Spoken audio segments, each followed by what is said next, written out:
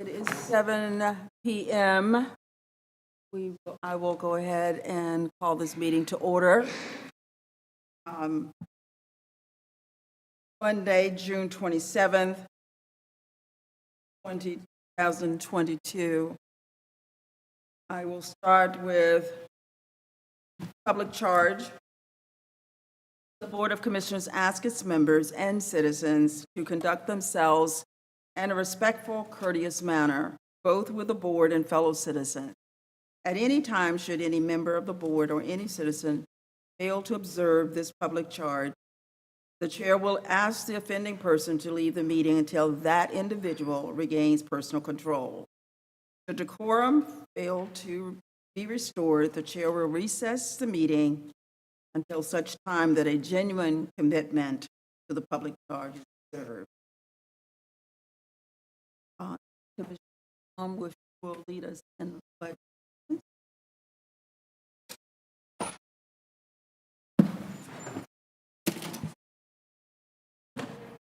The flag of the United States of America, to the republic for which it stands, one nation, under God, indivisible, liberty, justice for all.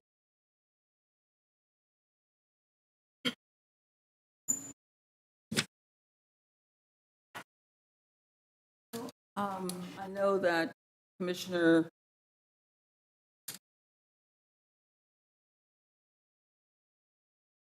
Burns may be running late. I haven't heard from her yet.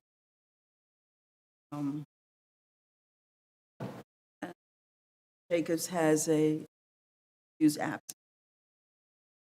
We'll go ahead and continue. We've got 3 commissioners here. Are there any agenda adjustments? Hearing none, we'll ask Ms. Wallace if she'll read our announcements. Good evening. I'll read the announcements that are published in our agenda tonight, and they are also on our county website. DECO Public Health COVID-19 Vaccination Clinic hours. The COVID-19 Vaccination Clinic at the Durham County Department of Public Health, 414 East Main Street, has the following hours for your free vaccination: Monday, Wednesday, Thursday, and Friday, 9 a.m. to 4 p.m., Tuesdays, 9 a.m. to 5:30 p.m. Appointments and walk-ins are welcome and all doses are available. Please note clinics are closed between 11:30 a.m. and 1 p.m. daily and will also be closed on Monday, July 4th in recognition of Independence Day. For more information, please visit the decopublichealth.org website or call 919-560-9217. 43rd Annual Eno Fest. The Eno River Association presents the 43rd Annual Festival for the Eno on Saturday, July 2nd through Monday, July 4th. The event returns with an immersive in-person experience with live music, craft show, food, and fun on the Eno River. For more information and to buy tickets, please visit enofest.org. Find no-cost meals for DECO children. Parents and caregivers can find no-cost meals from various community partners this summer. No Kid Hungry, text food or COMIDA to 304-304 to receive a text with 3 drive-through or pickup sites with meals for kids closest to them. Food resources in Durham locator map from DINE, the Durham County Cooperative Extension, Durham City County GIS, and In Hunger Durham.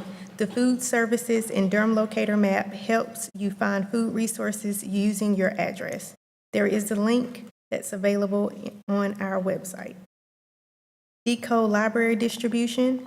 3 Durham County Library locations will be hosting summer meal distributions, excluding the July 4th holiday. Main Library, Monday through Friday, June 13th through August 12th from 12 to 1. North Regional, Monday through Thursday, June 13th through July 28th from 11 a.m. till 12 p.m. And South Regional, Monday through Friday, June 13th through July 29th from 11 a.m. to 12 p.m. The 2022-23 Durham County Agricultural Economic Development Grant Program, Grant Writing Information Sessions. Durham County has a successful economic development plan that offers cash incentives to businesses that create jobs in the community. This grant program mimics the same outcome that is directed to support farms, new and beginning entrepreneurs, nonprofits that support agriculture in the county, and to support agriculture education in schools. To learn more about the two grants being offered, please join one of the following hybrid sessions: June 30th, 8 till 9 a.m. at the Durham Farm Bureau Office located on 1901 Hillendale Road, or Tuesday, July 12th from 6 till 7 p.m. at the North Regional County Library located at 221 Milton Road. To register, please contact Sherry Scully at 919-560-0558 or by email at sscully@dconc.gov. Durham County Call for Artists. Durham County government invites artists and artist teams to submit qualifications for the design and installation of public artwork inside, on, or around several Durham County buildings. This is a rolling call for multiple projects at various locations, and multiple artists and artist teams will be commissioned. The deadline is August 31st, and you can apply through the cafe. The national online calls for entries, and there is a website. Durham County government to observe Independence Day. Most Durham County government offices will be closed on Monday, July 4th, 2022, in observance of the Independence Day holiday. All offices will reopen with normal business hours on Tuesday, July 5th. Find out how this will impact services by visiting the Durham County website, dconc.gov. And lastly, become a Durham County precinct official.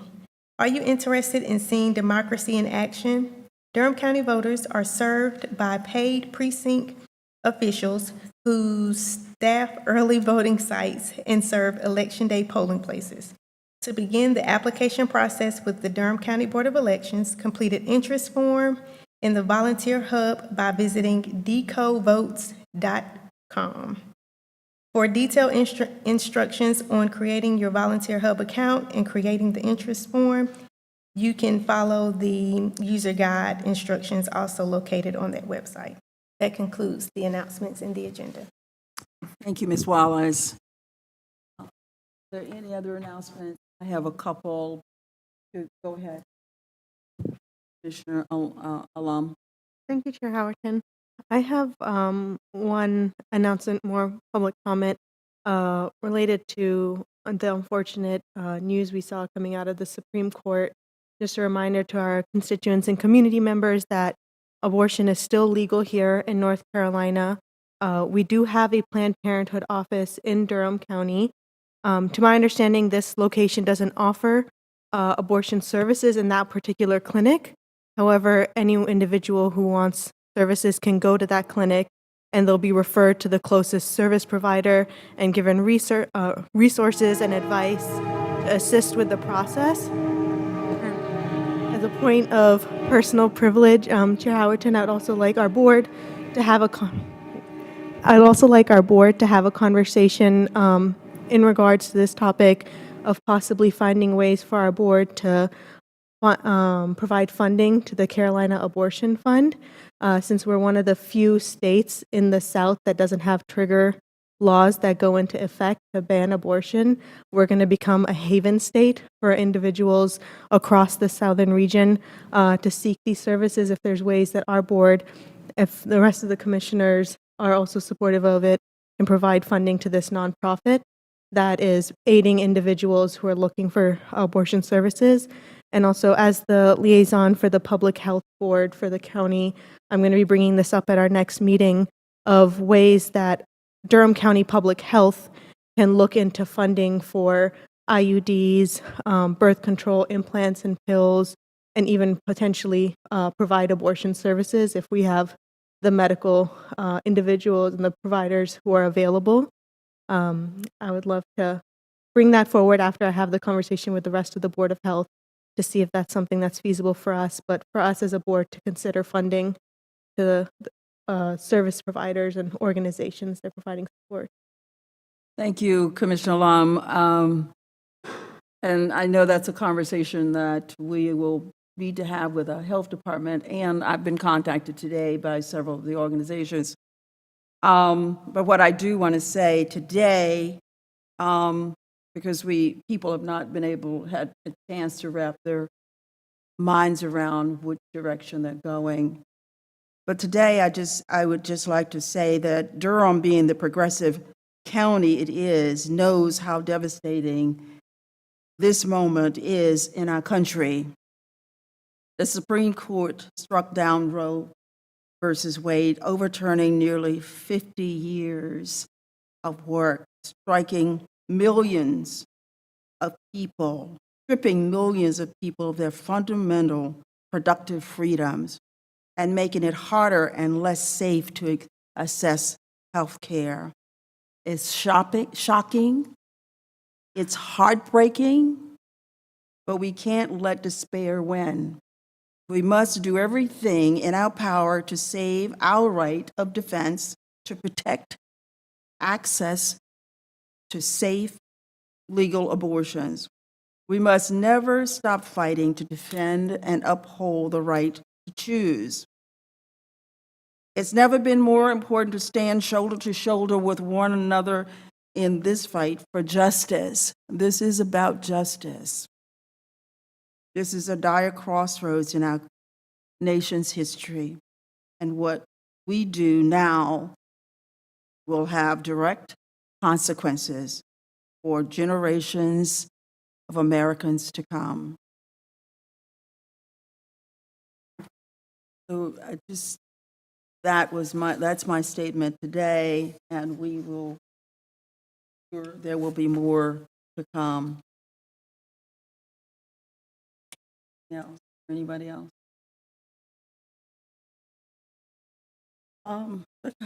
Another announcement that I have, this weekend, I was at an event that Durham Tech received an award. El Centro Hispanic recognized Durham Tech with a 2022 Community Award. And the chair of Durham Tech, the vice chair, Durham Tech, Arpa, Bites, accepted the award, and it was very, I didn't get there in time to see her accept the award, but I know that it's an honor for Durham. It was El Centro Hispanic, and it was held in Wake County, off of, what road was that?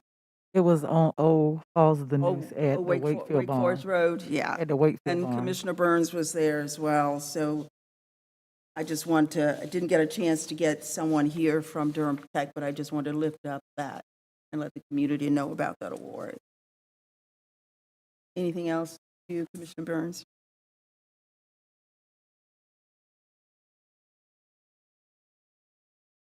All right, we will move on to, we have ceremonial items. And 220282, Durham County Erosion Control Program receives the Local Program Award. Durham County Erosion Control Program is awarded the Local Program Award for Excellence in Erosion and Sedimentation Control by the North Carolina Sedimentation Control Commission at the Annual Local Program Workshop in April 2022. And I'd like to invite Ryan Evans and Durham County Stormwater and Erosion Control Division Manager. Here are some highlights about that.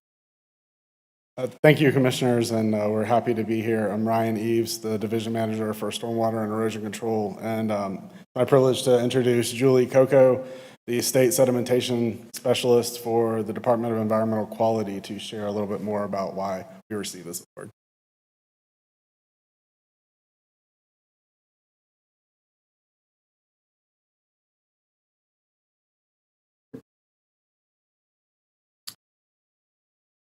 Greetings, Durham County Commissioners. My name is Julie Coco. I am the program manager for the Sedimentation Pollution Control Program within the North Carolina Department of Environmental Quality. Thank you for having me tonight. I plan to bring you some good news this evening. First, let me briefly explain as to why I'm here. My program administers and enforces the State Sedimentation Pollution Control Act. Our mission is to allow development within the state while preventing pollution by sedimentation. We rely upon local government programs across the state, such as the Durham County Stormwater and Erosion Control Division, to help us in this mission. The North Carolina Sedimentation Control Commission also recognizes the value of local government programs in controlling pollution by sedimentation to the land and the waters of the state. Local governments are audited by the Department of Environmental Quality on behalf of this commission to ensure their programs are meeting the requirements under their state delegation of authority. In addition, each year the department sponsors a workshop for these local programs, as we call them, as part of our education and outreach efforts. We provide updates to any statutory changes in the Sedimentation Pollution Control Act that might affect program administration. We present on case studies, hold panel discussions, and allow for networking amongst those in the profession. In addition to training, this annual workshop seeks to recognize outstanding local programs. Nominations are solicited from other local programs as well as DEQ staff, and each year awards of excellence are presented to such qualifying local programs in a small program category and a large program category. So I'm here to announce that the Durham County Stormwater and Erosion Control Division won the Large Program Award for the year 2022.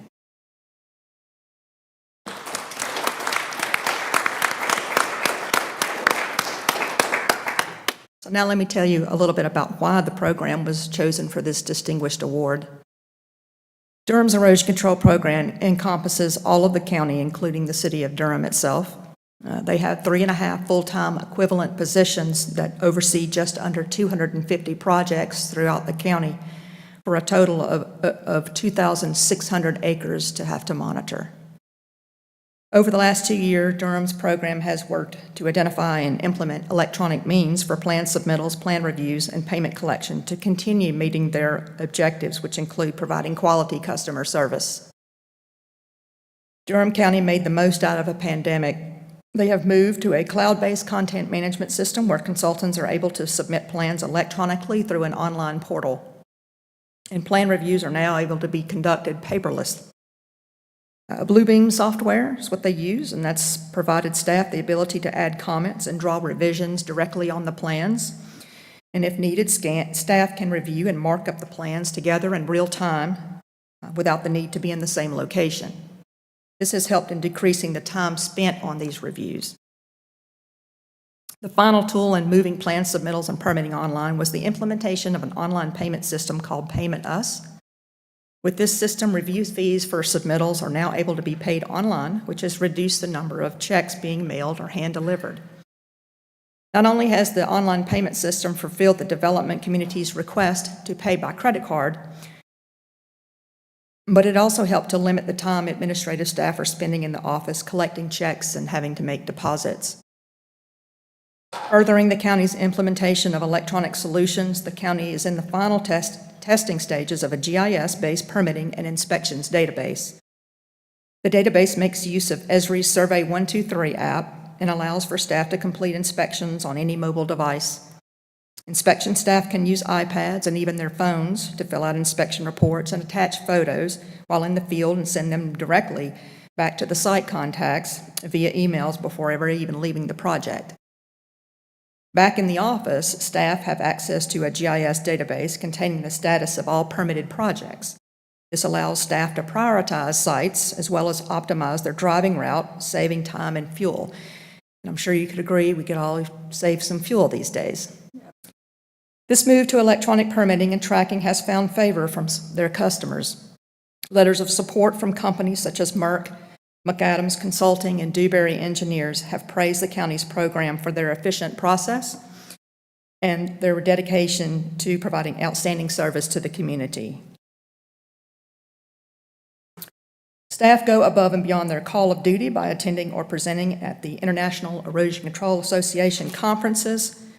Their manager is regularly called upon to respond to proposed legislation that would affect local erosion sediment control programs. This distinguished award has been presented to the Durham County program twice before. And so I just wanted to take a moment here to thank you, Board of Commissioners, for supporting them in their efforts. And I will let the Stormwater Program Manager introduce his staff and present the award.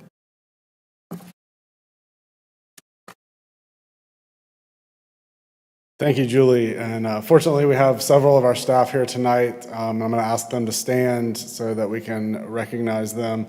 First, Jonathan McNeil, our Erosion Control Supervisor. Mackenzie Myers, Stormwater Manager. And Meredith Stoll, our GIS Analyst.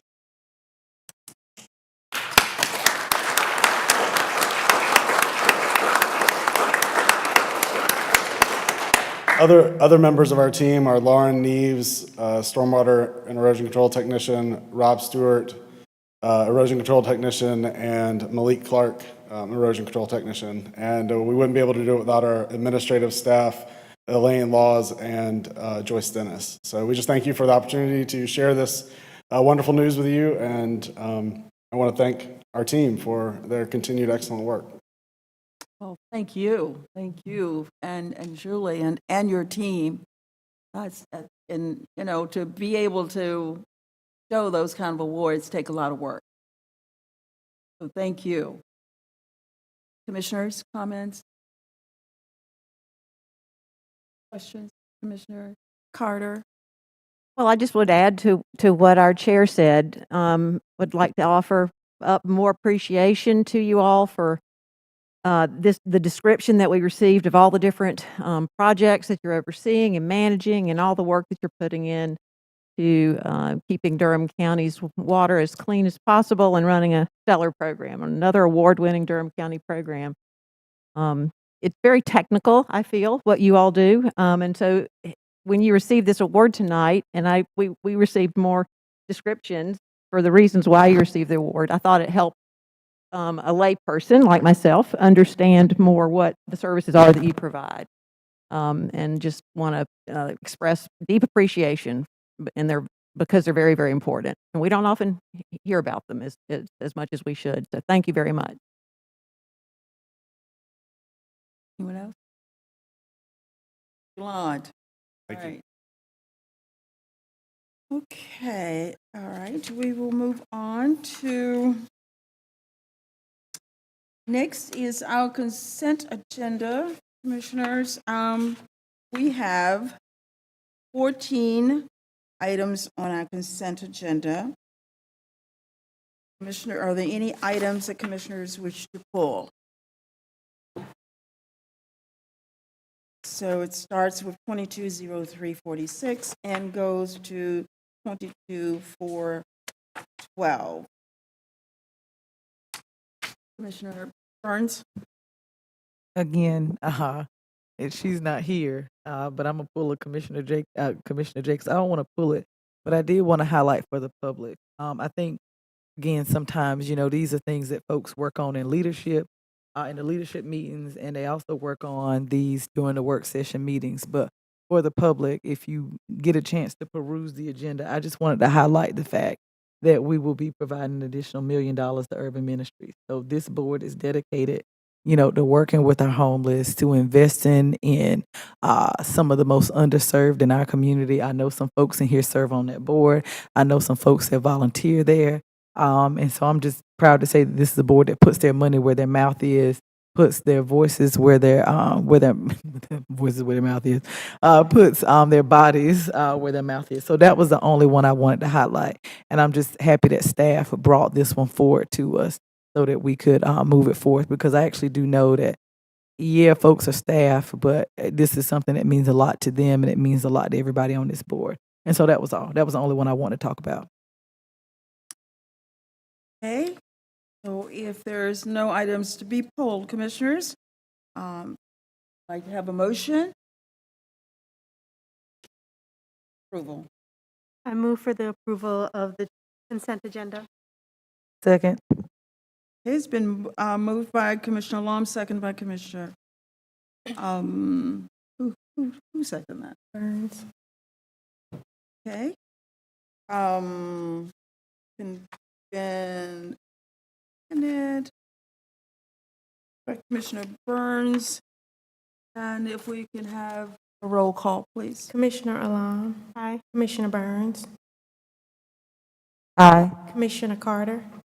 And Chair Howerton. Aye. The consent agenda been approved 4-0.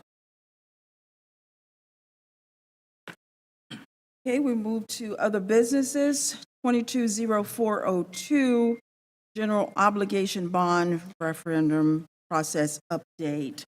And I believe that staff person is Claudia Hager.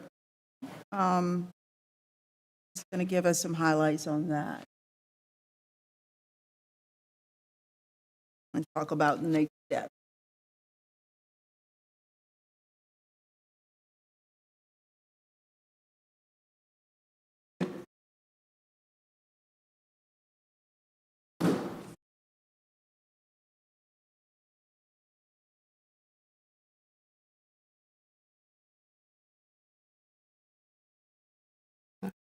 Monica? Okay, thank you. Good evening. Hoping everyone is well today. I will give some highlights on our next steps with the bond referendum process. As we move forward in the cycle, at our last meeting, the board took some steps, and we'll go over those, and I'll share later actions that will be required. Just a quick recap for our public, so they'll know some of the steps that we've taken. This is the first time they've looked at it. We started this process back in the fall in our capital planning update process. It's a multi-year planning scenario that we refresh frequently. Typically, the plan looks at a 10-year span, and you evaluate needs and then what it costs to support that plan. We try to make sure that we develop a plan that will use capital-only resources, and it is overlaid with an affordability model that has been in place for some time. We have lots of information on our planning process online, and there's a link in this presentation as well to the public so they can also see those highlights. We started in the fall with the kickoff. There were facility plan updates at the county, Durham Public Schools, as well as Durham Community Technical College and the Museum of Life and Science. In the winter, we received the proposals. They were reviewed by staff as well as our financial advisor. We had a chance for board discussion as well as community feedback. There was additional vetting in the spring, and it was determined that we would move forward with the CIP plan concept, which included a potential bond referendum in November 2022. The notice of intent to have a bond referendum was published June 19th, and the public hearing will happen in this July. There's a link again that I mentioned to the process. The proposed referendum will be $550 million with $423.5 million for Durham Public Schools, $112.7 million for Durham Technical Community College, and $13.9 million for the Museum of Life and Science. Based on best practices, bond and the rating agencies' preferred approach, we are in need of taxes to rise in order to support the expense. And the way we do it here, when the public votes on the referendum, they would also know what amount we're estimating at this time to support the proposed referendum. When we did this in 2016, we proposed that we may need 3 cents or even a little bit more than 3 cents But when we actually got to the point of applying the debt and the dollars for that, it was less than 2 cents that were needed to support the expense. These estimates are our best efforts in this climate. We try as best we can, but as you know, these are quite unusual times for trying to predict interest rates and costs and other types of things. But based on what we are seeing now, and we are conservative when we do our projections of revenue as well as expenses, we're more aggressive on the expense side, more conservative on the revenue side. Based on that, this is where we are. As far as next steps, as I shared, the notice of intent happened last week.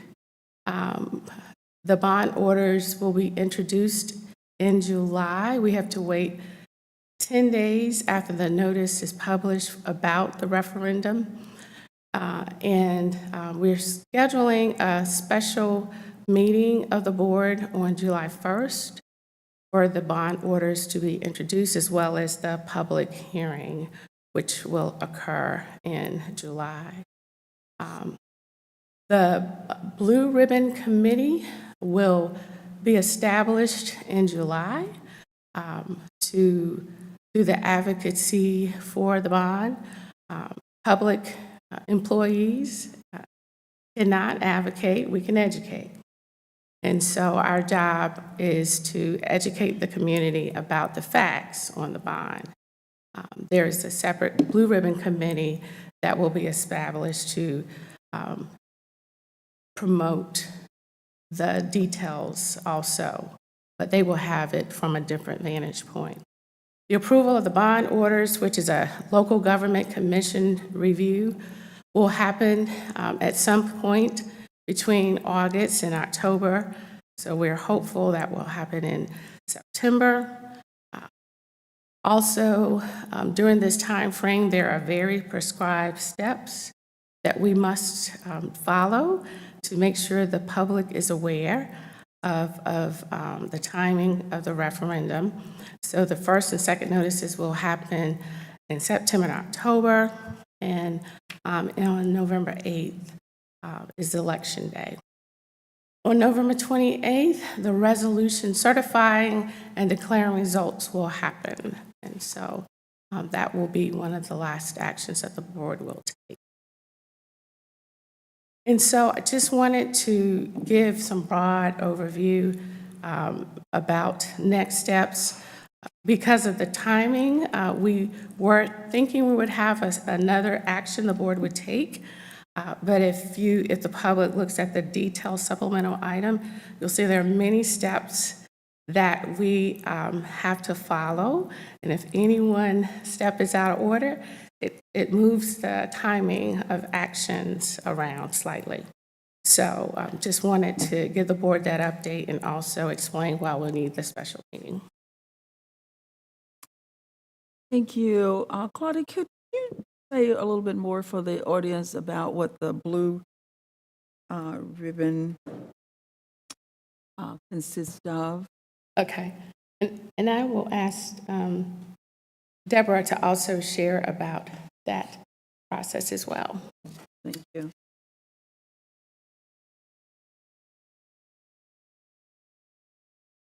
Thank you very much. Good evening, commissioners and our audience. Typically, the Blue Ribbon Panel, which will be named something probably later, consists of a citizens group made up of people from different parts of the community. You have civic leaders, educational leaders, academics. They are people who are influencers in the community, we could call them, who understand the needs of the community in a broad way. We put together that team to advise and plan the strategy for marketing this very important bond referendum. Again, their job is to market and to talk about it and to tell the community of the value.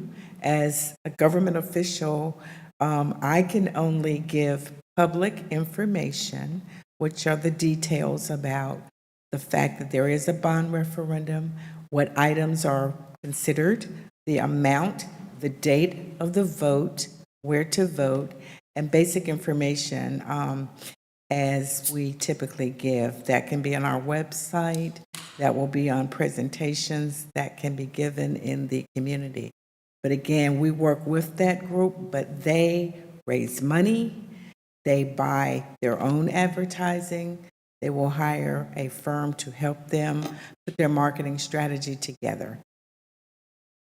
Does that go for elected county commissioners as well? That you are not to promote it, that goes for us as well? It's a little different, and I'm going to defer to our county attorney because I want to make sure that he gives you proper instruction. Okay. The law, excuse me, the law indicates that county money cannot be used, and county money in some way is expressed by you going out publicly endorsing, advocating for the bond. So you would not be able to do that. That would be classified as the use of county money. The Blue Ribbon Committee, they have a choice to put it all together. You should just leave it to them to handle the bond. Mr. Burns? I think you all have kind of, touched on it, and I do appreciate all of our staff. I know I got to talk to some of you all this weekend.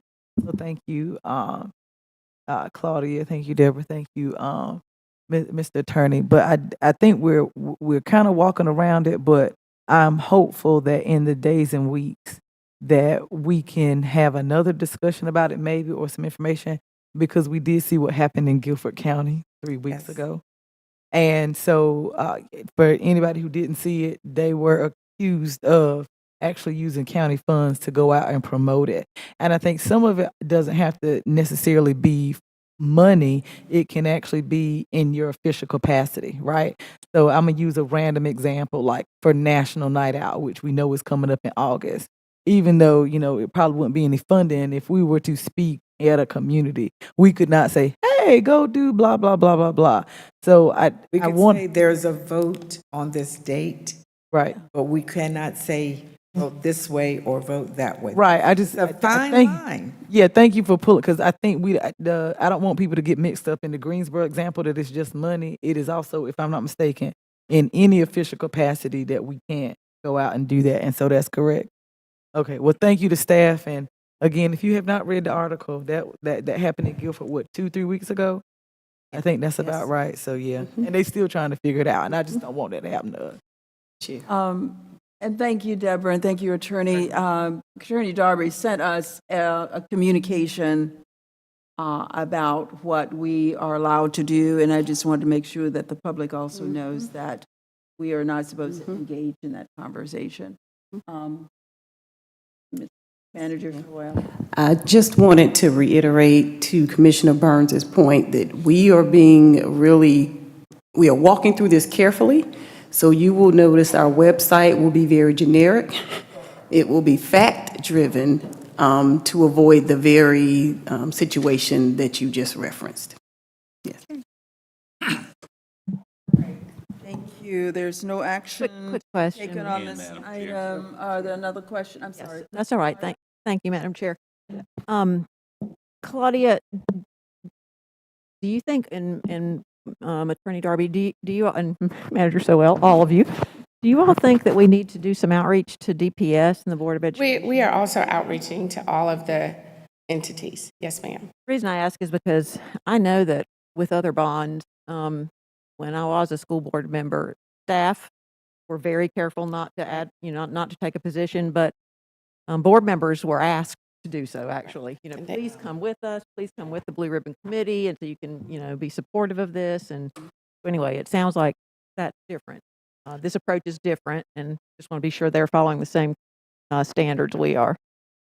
And it was shared by Attorney Darby and I believe Mr. Burns started. That fine line of official capacity versus capacity that is not in your hat of commissioner is tricky. So So it does not include the school board it members? includes any elected official, yes. Any elect? And we'll coordinate further information because I am sure there was not an intent to do anything wrong. And so it's tricky. Historically, we've done well, and so we will continue. So, but I'm glad that this also. We've done one since I've been on this board, and it went well. It went Yes. smooth. And the Yeah. yes, ma'am, the websites were aligned with the law. What we sent out was aligned with the law because there is behind-the-scenes staff just making sure what is printed, what is sent to the community, what is tweeted, and from that perspective, that was done in order for all of them. And so we just want to make sure in this world of technology that everybody is reminded of our distinct lines that we can't cross.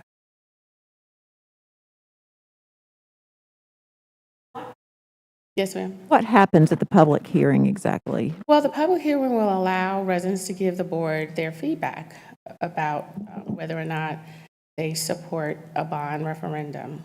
Will there be any sort of presentation? We'll have a presentation, yes, ma'am. Okay. We'll have a presentation that will walk through the process. It will, a more detailed version of what I try to do today with highlights. And then we'll talk through the costs that are associated with it. We'll have the budget team to share our capital finance model and how we derived this to the numbers, at a high level. It will be a chance also for us to unveil, the facts that we have online about it and where that can be found. And so we'll have a short presentation, and then the public can give their thoughts about it, similar to our public hearing on the budget. For community members who, after the Blue Ribbon Committee is put forward, for any community member that wants to participate in the campaign and process, they should engage with the Blue Ribbon Committee That is and not correct. engage with the county commission and elected officials. That is. All right. There are no other questions. Thank you, Claudia and Attorney Darby. Manager, this information is always useful for us to get here what the process is. And I think, Claudia, you up again, 220377, the Aqua Funding Update and Approval Grant Ordinance appropriating the funds. The board is requested to approve the attached grant ordinance for a multi-year grant budget for the appropriation of the Aqua funding. The county has been allocated. This is allowed for local governments by GS 159-13.2, which can be established for a grant that covers both capital and operating funds. Yes, ma'am. So this is a budget technical action that will appropriate the funds for the Arpa, the American Rescue Plan Act dollars. And we just need the board to support this action. We were also asked to just give some quick highlights about process. And so I have my usual standard slides. I know y'all know them by heart, but we'll go through them real quickly. We received funding for the county at $62 million. City of Durham received $51 million. And with Durham Public Schools, they received close to $160+ million in dollars related to federal relief. We have to spend the money by 2026 with the dollars encumbered by 2024. There are prescribed ways in which the dollars can be spent. These are the 6 primary categories including the public health response, addressing negative economic impacts, replacing public sector revenue loss, premium pay for essential workers, water and sewer infrastructure investments, as well as broadband infrastructure. The board last year, back in the fall, adopted a rubric in which we would use to evaluate proposals.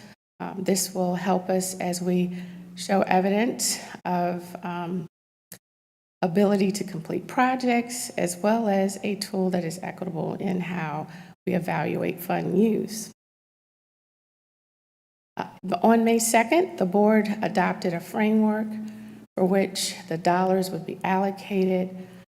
This again highlights the dates in which funds should be expended, but one note is that we do envision this plan being modified as we go along because of the timelines that are there.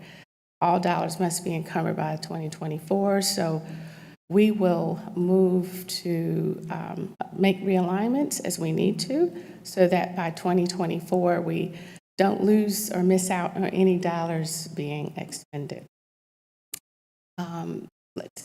In the current fiscal year, although we budgeted close to $5 million, we will only expend $2.2 million on ARPA funding.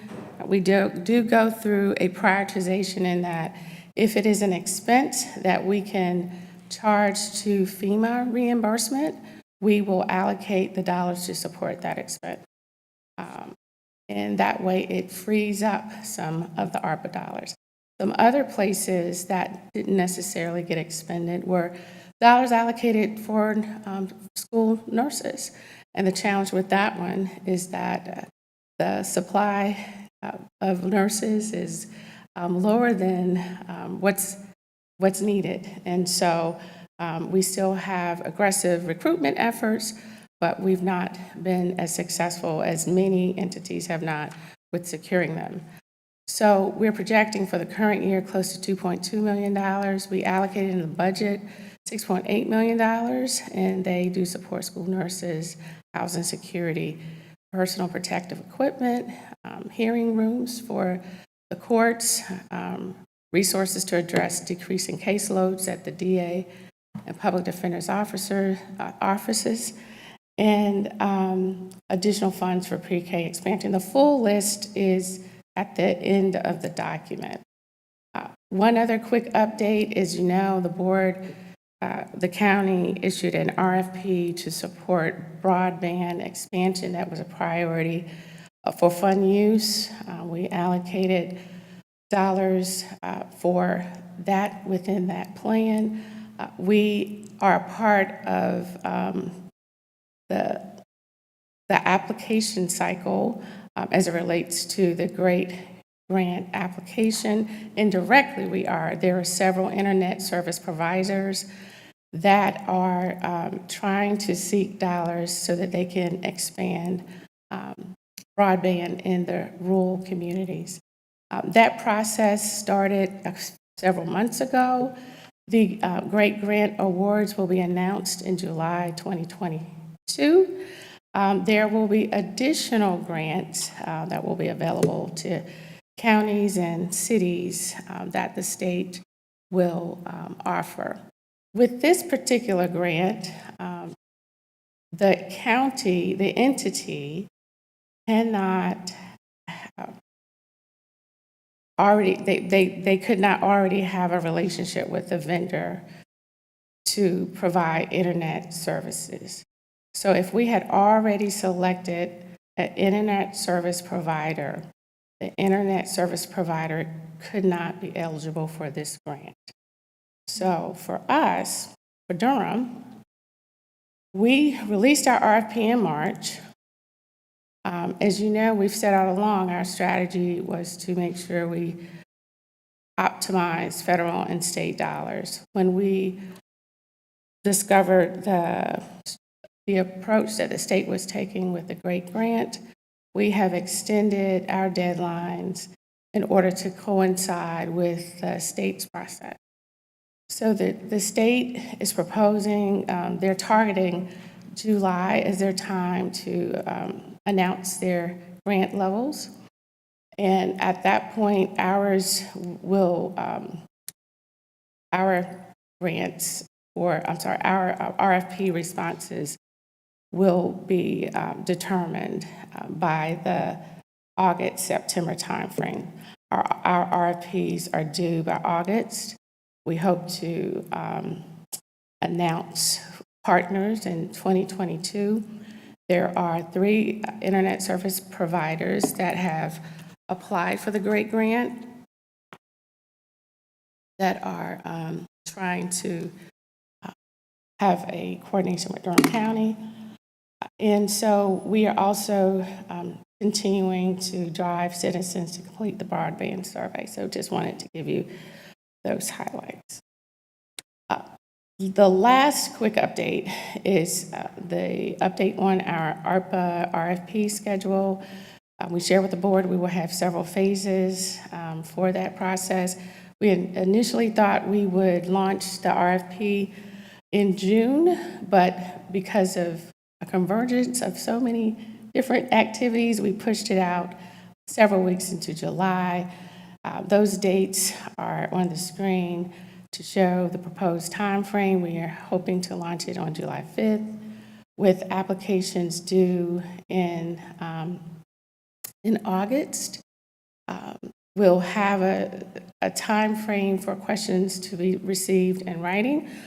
And there's a note that I guess it didn't make it could have been the color that it was up there, but we will also have virtual office hours so that applicants can also ask questions. But with all of that, we have certain approaches that we have to use to make sure that we are consistent with.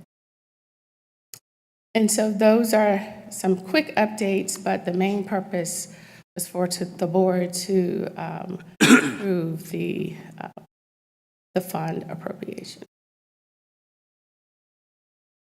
Questions, commissioners? And Ms. Tezai or Burns? David can answer any questions. I'm sorry, go ahead. I was saying Ms. Tezai or David answer any questions that you may have too about the technical. Commissioner Burns? First off, thank you so much to staff. I say this every time. It is, please don't think I'm a broken record when I say it, because again, I know, we are overlaying, county regulatory compliance with state regulatory compliance with federal regulatory compliance. I'm pretty sure some of you all went crazy with the alphabet soup.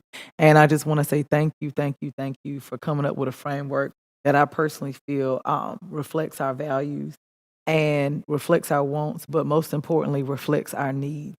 I think that right now, so much money did come down, and we've had such an influx of capital into the public and quite frankly, also into our offices, that some of the requests that, surrounding counties or municipalities might have had, they're not, those needs are no longer relevant, right?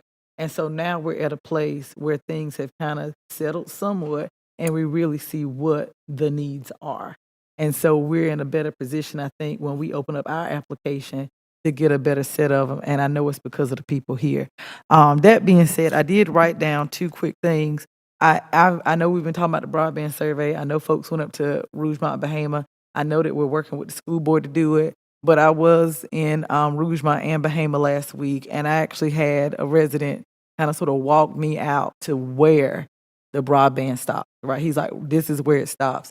So they were happy to see that we had set aside the $10 million. They were happy to hear about the GREAT grant. But they said, Ms. Burns, how are we going to do the survey? And this is where it stops.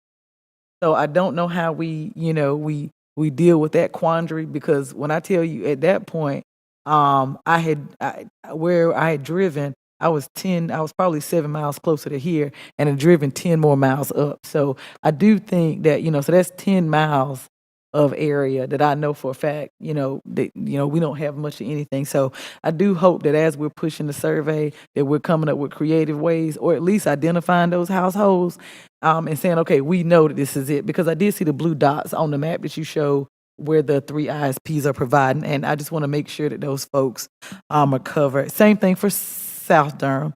The other thing I noticed And thank y'all for virtual office hours. And that timeline as of right now, that July 5th to August 15th, that is something that we will be releasing to the public after this meeting, correct? We will be releasing, when we launch well, it's public now. Yeah, right. Yeah, it's public now. I actually sat in on a virtual meeting twice last week with the city of Durham with Arpa grant applicants. And so we talked about the tentative timeline and process. And so it's getting out there, and I also invited them to listen today Right. as well. So yes, ma'am. So we will, I'm sure in our release, show that date as well. And on the 5th, when we officially launch it, we will have lots of public relations releases on it as well. Last one, because I know my colleagues have one. I did see, and I know there we'll probably be funding, things in the community. We're going to be funding stuff here. I do want to just uplift. I am still somewhat worried about two of the positions, because we all know that whatever the federal government is asking us for, we're going to have to ask the public of that. So there's going to have to be a lot of education. I feel like the education doesn't just have to be done with our staff and with nonprofits, but it also has to be done with our sister agencies, right? So we right now, what is it? It's 11 positions that were in the DA's office. I think only 8 of them are currently operating and working on cases. And so we're sending a position over there with our federal dollars to help with their caseload. So I just want to make sure that whatever reporting standards we are being held to, that they are being held to those same reporting standards. And in the event that they are not, we move the money somewhere else to where it can be best utilized. And so that's not a question. That's me saying these are taxpayer dollars, and I want us to continue to be good stewards. And if we're going to hold this staff accountable and we're going to hold the public accountable, we need to hold every other department accountable. We have the same approach with everyone, and the CARES Act review process. Many of the county departments, they did a phenomenal job. They felt the rigor that was required to make sure we remain compliant. But there's lots of reporting, and all that receive dollars on ARPA will have that type of scrutiny. Everyone has to comply with that. Yes. So I just want to follow up on one thing, Claudia. I would really like to understand the strategy from the 5th through the 15th. That is a very short window of time. Yeah. Could you say a little bit Sure, more? it's why so July short? 5th through August the 15th. Yeah. Typically, and that's longer than most, because usually we give 30 days. And so this is 40. And so we are actually It just given, seems like a really Yeah. tight. yeah, and schedule, part of the I'm sure reason. I'm sure you've got a reason for that. It Sure. just seemed like it was really. Yeah, most entities that, and we looked at what other organizations did, and most were 30 in an effort to move the process along. We also heard feedback from others too that is a little tight, so we expanded it to 40 to give it a little bit more time. Commissioner Carter? Thanks to all of our staff, and you, Claudia, for helping to lead this effort, creating the structure and laying out the process for the community, for us too, and the community. I just wanted to hear maybe a little bit more about how we're going to disseminate the information about the RFP.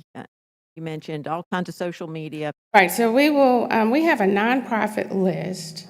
Okay. Yeah, so we have a standard list of organizations that are nonprofits that typically apply for the nonprofit applications. They all will get the list. They will all have the launched information on the RFP. Also, any entity that applied through the city of Durham's process will also get the list. the same day, and we shared that with the group as well. And then we'll have our standard releases on social media, whether it's Nextdoor, other partners that we typically share information with as well as we will do publications in the newspaper so that people are also aware in multiple newspapers.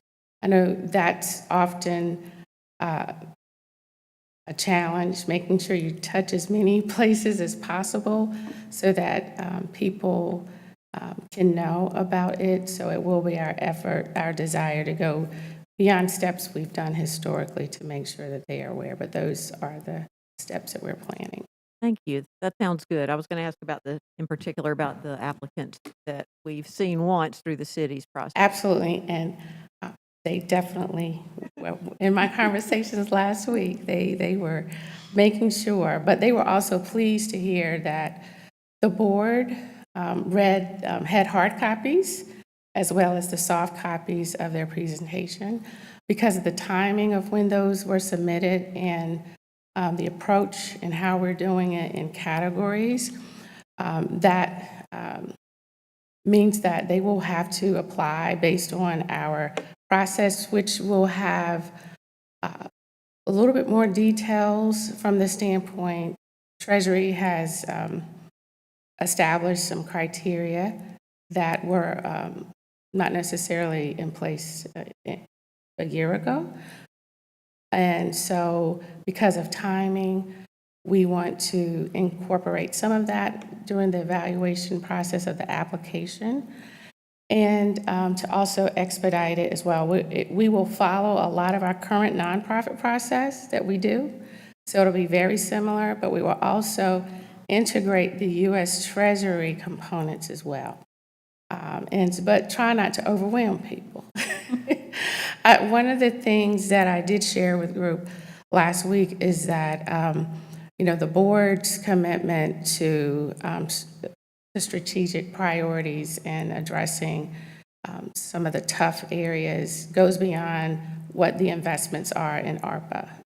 And that I know for the city and the county, there is just that desire through whether it's the regular budget process as well as set-asides and local funding as we ask the board to consider to address those program gaps. So we're just fortunate to be in a community that really is trying to address this need. Thank you, Claudia. And I have one of those. Oh, I know. When we received the information, several months back that detailed what the city had received and which ones they had funded, we also received information about proposals from county departments. Mm-hmm. And I thought there were some excellent ones there. Will they be part of the same? I know clearly not part of the RFP, or maybe they will. I don't know. How's that going to work? Sure. Some of the county department proposals, those concepts, some of them were in the operating budget. The challenge is we had over $120 million worth of county proposals. And so it's tough. So they can apply in that RFP process as well. Okay. We will continue to look at what county departments ask for. Okay. And for those one-time areas, if they are high on the need perspective and it's not long-term reoccurring, we may have opportunity to address those through existing funds. One of the components with the rubric that we have is that, the place where the expense will be reoccurring is something we have to keep in the forefront. As we move forward with the bond process, that is one question that we will be asked by rating agencies. And if you look back at the rubric, we have some notes that point to why we put it in the rubric. And the Finance Association, one of the national finance associations, made that point very clear that for reoccurring expenses, you need to be prepared to be asked, what are you going to do beyond that point? And so we just have to be careful at what level of ARPA expenses are reoccurring, and there were quite a few that were potentially recurring expenses, and it's just tough trying to do it all. Boy, you have something, Commissioner Lum?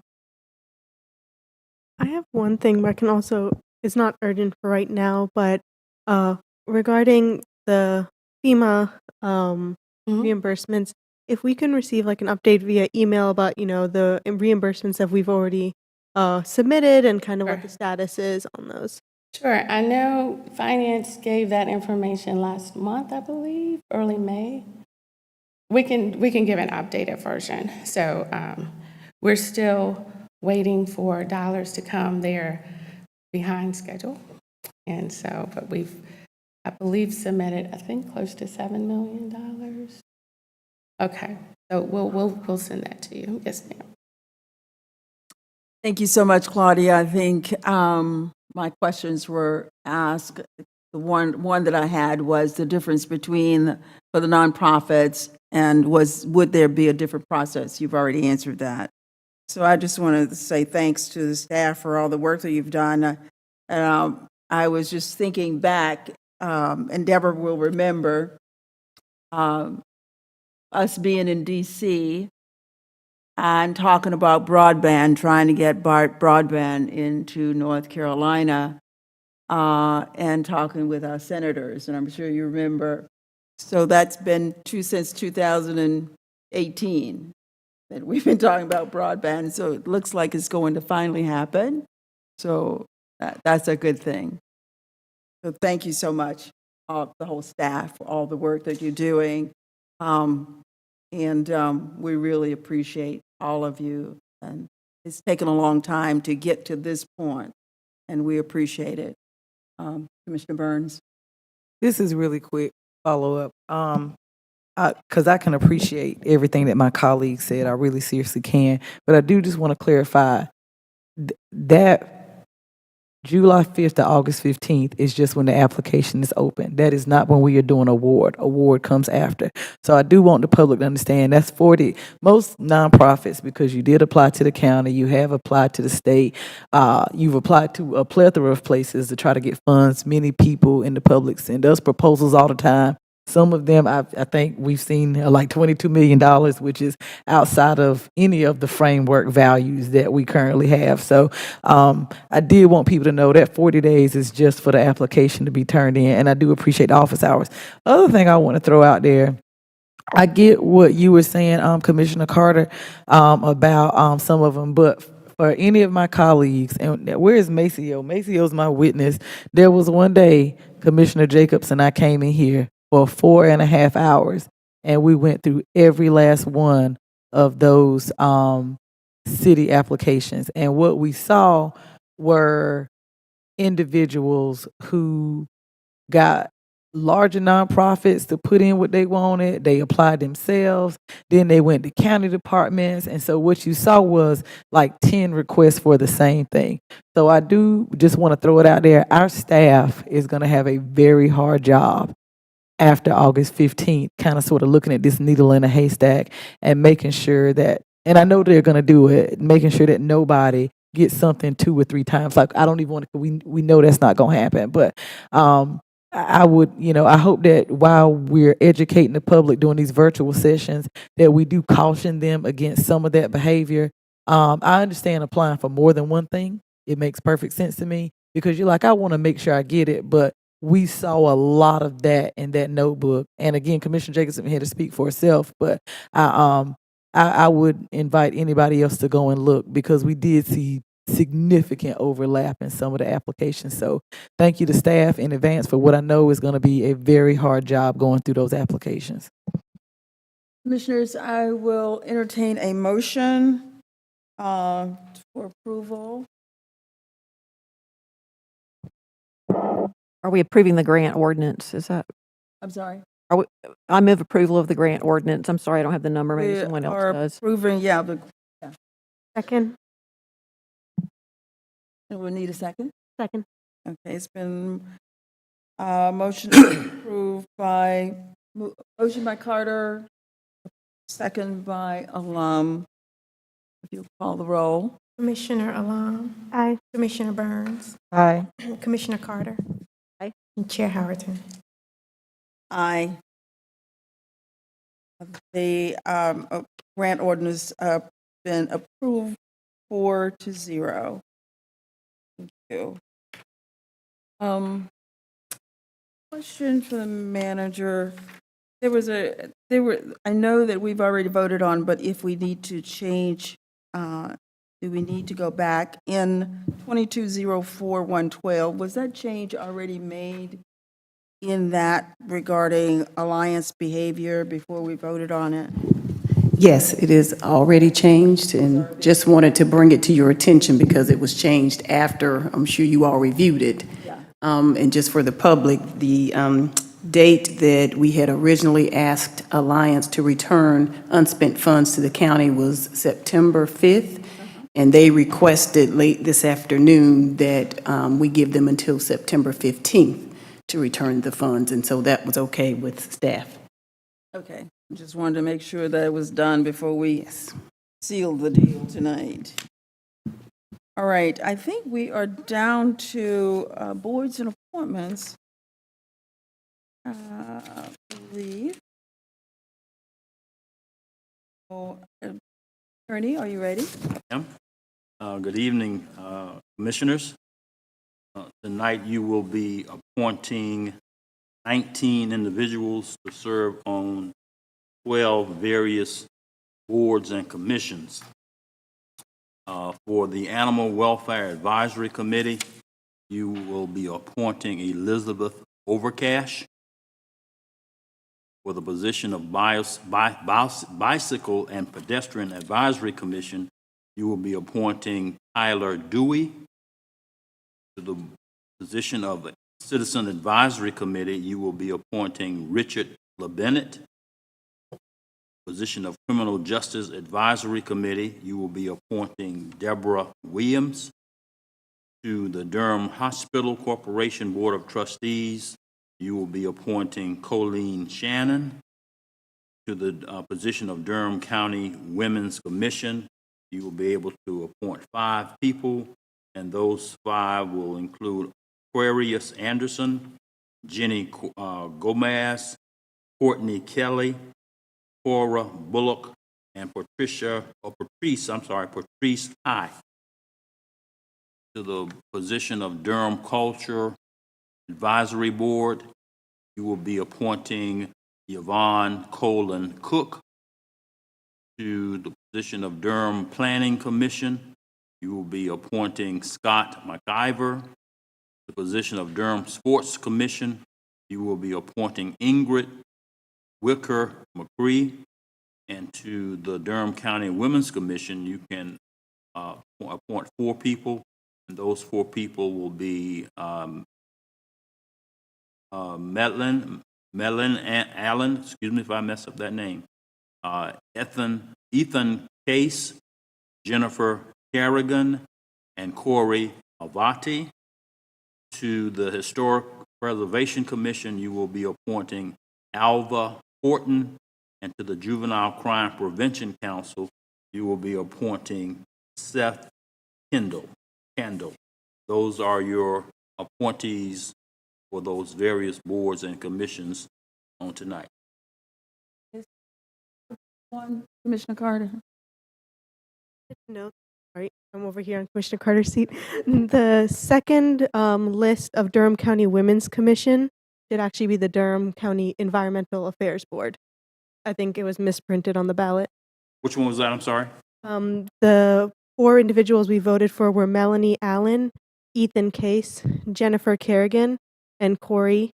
That's not the Durham County Women's Commission. It's the Environmental Affairs Board, I believe. Or was it listed wrong on the It was ballot? listed wrong on the ballot. Okay, sorry.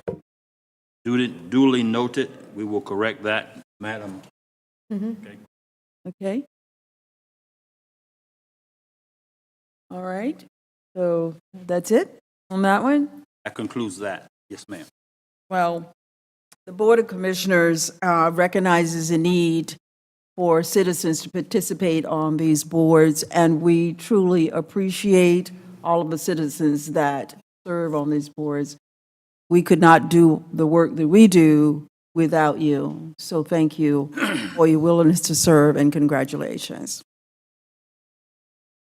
So, Commissioners, we have a closed session tonight. I want to thank the citizens and the citizens that are watching for being with us this evening, and we are going into closed session.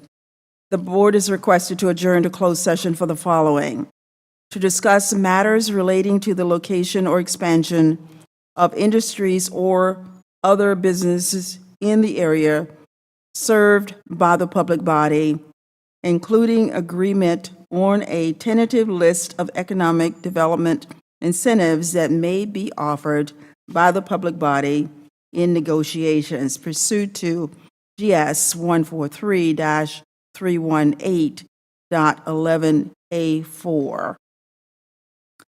Second one is to consider the qualifications, competence, performance, character, fitness, conditions of appointment, or conditions of initial appointment of an individual public officer or employee or prospective public officer or employee, or to hear or investigate a complaint, charge, or grievance by or against an individual public officer or employee pursuant to GS 143-318.11A6.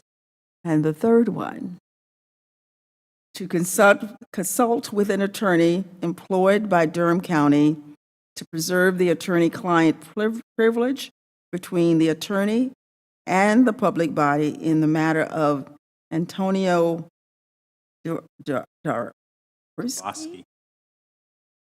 versus Durham County EMS, Angela Garnish, Aubrey Reinhardt.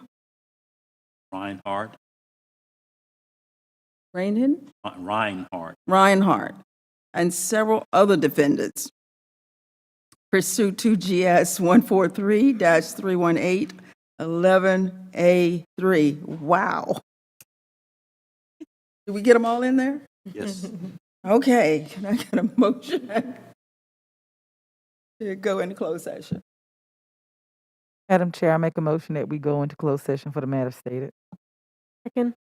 Okay, it's been moved and properly second. We'll go into closed session. Commissioner Alam, Aye. Commissioner Burns, Aye. Commissioner Carter, and Chair Howerton. Aye.